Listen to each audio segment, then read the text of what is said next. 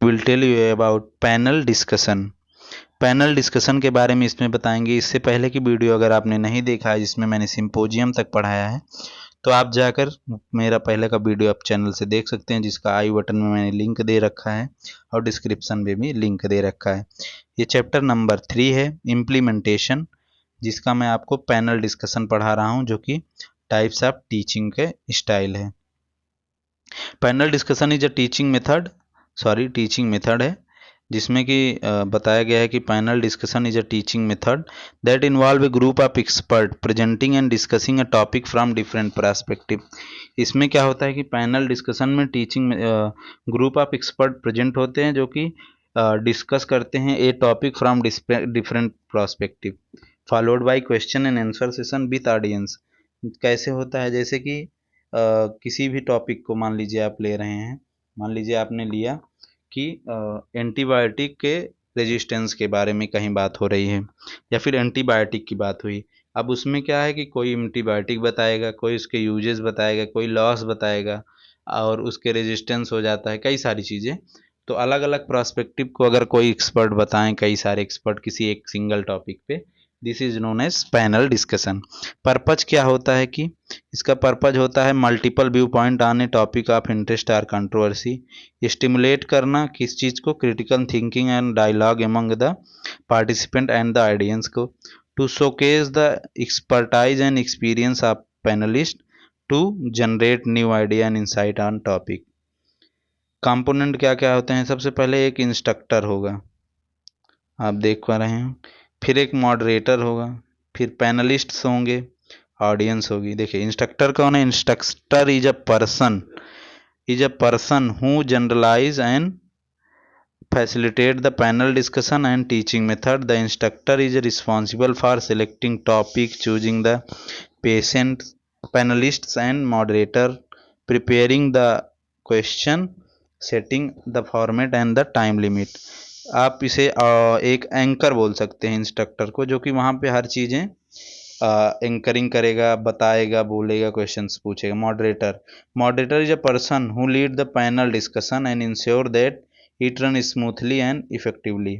Moderator वो है जो वहाँ पे मैनेजमेंट देखेगा कि पैनल डिस्कशन अच्छे से चले।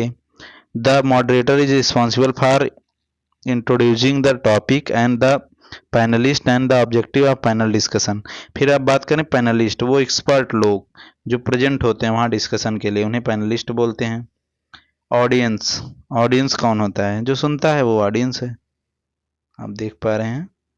अब एडवांटेज की बात की जाए तो ये अलग अलग प्रोस्पेक्टिव प्रोवाइड करता है, जैसा हमने पहले ही देखा किसी एक टॉपिक पे। उसके बाद क्या है कि ये प्रमोट करता है एक्टिव लिसनिंग और इंगेजमेंट करता है पार्टिसिपेंट को। ये कोलैबोरेशन और कम्युनिकेशन को फॉस्टर करता है। ये इन्हेंस करता है credibility and authority of panelist and topics. ये क्रिएट करता है dynamic and interactive learning environment. Allow करता है फ्लेक्सिबिलिटी एंड अडाप्टेबिलिटी को। एक्सपोज करता है ऑडियंस को different different sources of information and evidence से। It sparks further inquiry and research on topic. Disadvantage भी हैं इसके पैनल डिस्कशन के। क्या है कि it can be challenging to find and select qualified and diverse panelist. पहली बात तो अच्छे लोग मिलेंगे कहाँ, मिलेंगे इन द सेंस कि इन्हें सिलेक्ट करने के लिए चैलेंज हो सकता है। उसके बाद डिफ़िकल्ट होता है बैलेंस करना time and attention among panelist and audience, यानी कि हो सकता है पैनलिस्ट उसे लंबा खींच ले जाए। फिर है it is hard to maintain focus, काफ़ी टाइम तक चलने के बाद जो ऑडियंस होते हैं उनकी इंटरेस्ट भी ख़त्म हो सकती है। उसके बाद है influence by the biases and agendas of panelist और मॉडरेटर। ये बायस भी हो सकता है एजेंडा के बेस पे। It can be ineffective if topic is too broad, बहुत बड़ी टॉपिक है तो बहुत इनफेक्टिव हो सकता है, बोरिंग लग सकता है और कोई एक पैनलिस्ट डोमिनेट कर जाएगा।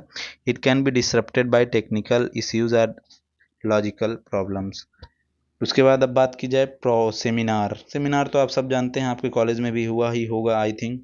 सेमिनार जो है ये फॉर्म ऑफ एकेडमिक इंस्ट्रक्शन है, जिसमें क्या है कि आइदर एन एकेडमिक इंस्टीट्यूशन और ऑफर्ड बाय कमर्शियल और प्रोफेशनल ऑर्गेनाइजेशन के द्वारा दिया जाता है। इसमें होता क्या है, इसमें होता यह है कि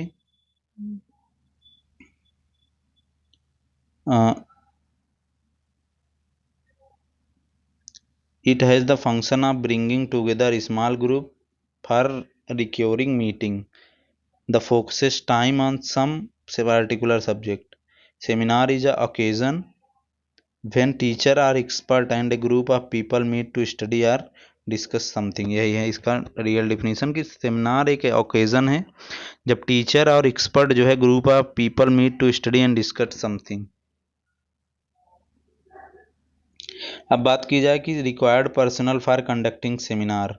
सेमिनार कंडक्ट करने के लिए एक ऑर्गेनाइजर होना चाहिए, चेयर पर्सन होना चाहिए, स्पीकर होना चाहिए और पार्टिसिपेंट होना चाहिए। आप आई थिंक इनसे परिचित ही होंगे। फिर बात की जाए प्रोसेस क्या क्या है।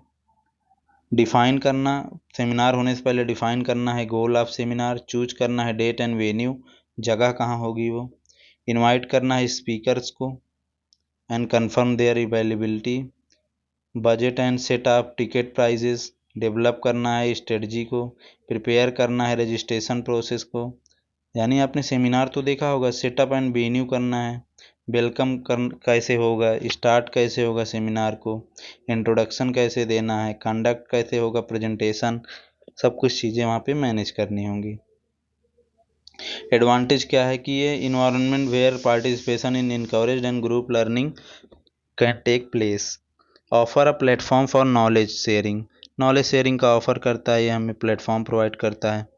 Create a sense of camaraderie यानी फ्रेंडशिप के लिए सेंस करता है, इंस्पायर करता है, मोटिवेट करता है अटेंडेंट जो वहाँ पे अटेंड करता है उसे। Showcase and expertise and credibility of the speaker and organisers address करता है स्पेसिफिक टॉपिक को। डिसएडवांटेज क्या क्या हैं, बहुत सारे डिसएडवांटेज भी हैं इसके, जैसे कैन कॉस्टली हो सकता है यानी सेमिनार का पैसा महंगा लगे, it can B time consuming हो सकता है, इट कैन बी डिसअपॉइंटिंग हो सकता है, इट कैन इनइफेक्टिव हो सकता है, और बायस्ड वाला प्रॉब्लम यहाँ भी है।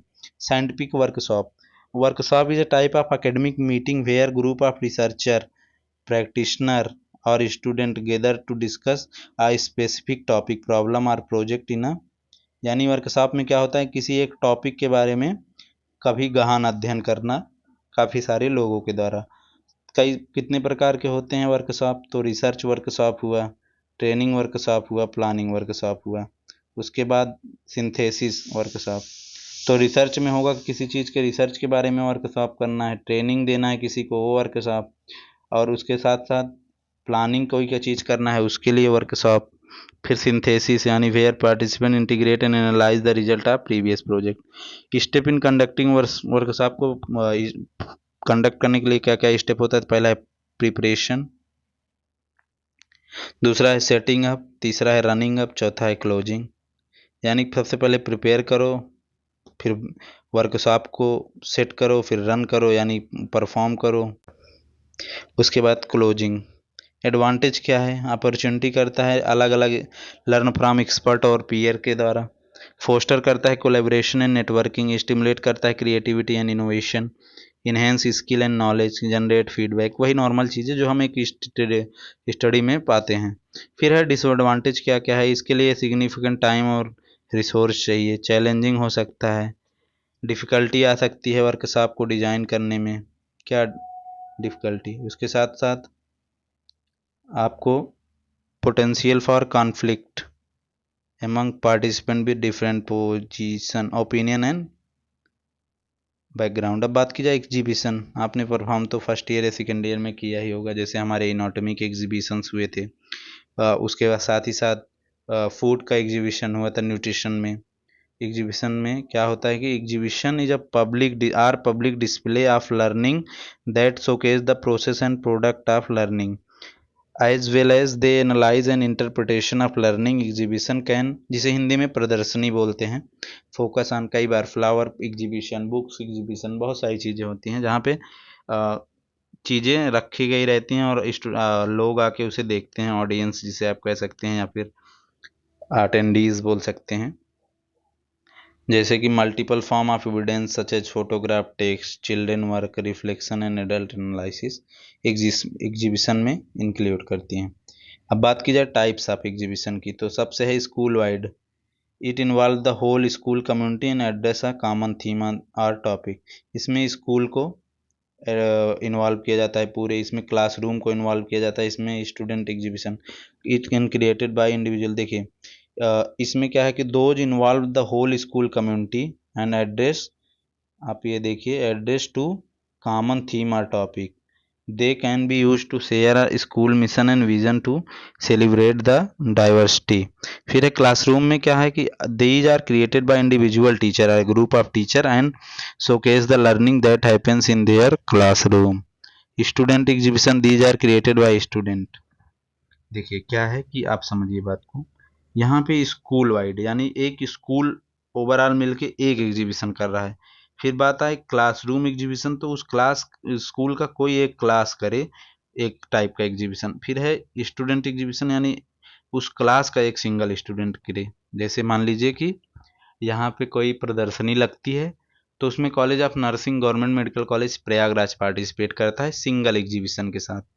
ऐसे आप सोच सकते हैं कि जैसे 26 जनवरी 15 अगस्त को न्यू दिल्ली में भी एग्जीबिशन होता है, प्रदर्शनी लगती है, झांकियाँ निकलती हैं, तो वहाँ पे रिप्रेजेंट करती है, एक सिंगल झांकी आती है यूपी की, तो वो रिप्रेजेंट करेगी पूरे यूपी के कल्चर ट्रेडिशन और चीज़ों को। तो ये क्या हुआ, ये हुआ एक स्कूल का समझ लीजिए। लेकिन अगर वही चीज़ स्टेट में हो और हर जिले आए, तो ये आ गया एक क्लासरूम एग्जीबिशन, और हर जिले का एक एक जिले के मतलब अगर उसको और डिफाइन कर दो तो वो चीज़ आ जाएगी स्टूडेंट की। तो इसी प्रकार जैसे अगर पूरा सिंगल कॉलेज जाता है किसी उसमें एक प्रदर्शनी, तो वहाँ पे ये स्कूल की बात है, फिर क्लासरूम की, फिर स्टूडेंट की। एडवांटेज क्या है, ऑथेंटिक असेसमेंट वैल्यूएट करता है, उसके बाद ये हमें प्रोवाइड करता है कोलेबरेटिव रिफ्लेक्टिंग के लिए, allow learner to choose and present their work, offer purpose, facilitate feedback. ठीक है। डिसएडवांटेज क्या है कि थोड़ा सा ये टाइम कंज्यूमिंग हो सकता है, मे नॉट बी रिकॉग्नाइज्ड और valued by external. Role play,